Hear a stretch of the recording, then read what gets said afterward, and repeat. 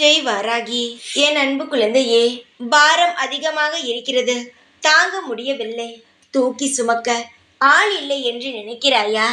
தங்கமே, உன்னுடைய பாரத்தை தூக்கி சுமக்க உன் அம்மா நான் ஓடி வந்துவிட்டேன். எப்பொழுது நீ என்னுடைய ஆலயத்திற்கு வந்து எனக்காக விளக்கேற்றி என்னுடைய கோவிலை வெளிச்சமாக்கினாயோ, அந்த நொடியே உன் வாழ்க்கைக்குள் நுழைந்த நாள், அதிலிருந்து படிப்படியாக ஏதோ ஒரு ரூபத்தில் உனக்காக உதவியை செய்து கொண்டுதான் இருக்கிறேன்.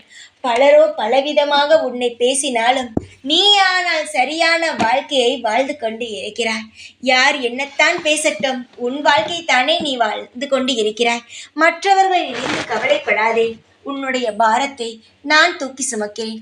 உன்னுடைய கவலையை நான் குறைக்கிறேன். இனி உன் வாழ்க்கையில் எந்த கஷ்டமும் வராமல் நிம்மதியும் சந்தோஷமும் ஐஸ்வர்யங்களும் நிலைத்து இருக்க நான் உனக்காக அனைத்து உதவிகளையும் செய்கிறேன்.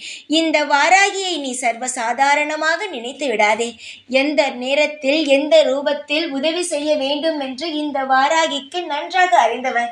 இந்த வாராகியாகிய நான் உனக்கு எல்லா வழியிலும் துணையாகத்தான் இருப்பேன். உன்னை கவலைப்பட்டு வேடிக்கை பார்க்கிறேன் என்று நினைக்கிறாயா? கிடையவே கிடையாது.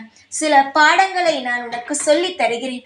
கஷ்ட காலத்தில் யார் உதவினார்கள், யார் உன்னை தூற்றி பேசினார்கள், இப்படி என்ற சில விஷயங்களை நான் உனக்கு சொல்லிக் கொடுக்கிறேனே தவிர நீ கஷ்டப்பட வேண்டும், நான் அதை பார்த்து சந்தோஷப்பட வேண்டும் என்றெல்லாம் இல்லை. நீ சந்தோஷமாக இருந்தால் நானும் சந்தோஷமாக இருக்க போகிறேன். நீ கவலையுடன் இருந்தால் நானும் கவலையுடன் இருந்து அதை எப்படி சரி செய்யலாம் என்று பார்க்க போகிறேன். நீ கவலையுடன் இருக்கும் பொழுதுதான் எனக்கு அதிகமாக வேலையே இருக்கிறது, எப்படி உன்னுடைய கவலையை குறைப்பது என்று. நீ சந்தோஷமாக இருந்தால் எனக்கென்ன வேலை?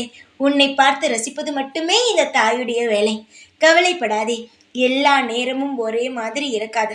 உன்னுடைய கஷ்டங்கள் குறையும், உன்னுடைய சந்தோஷங்கள் பெருகும்.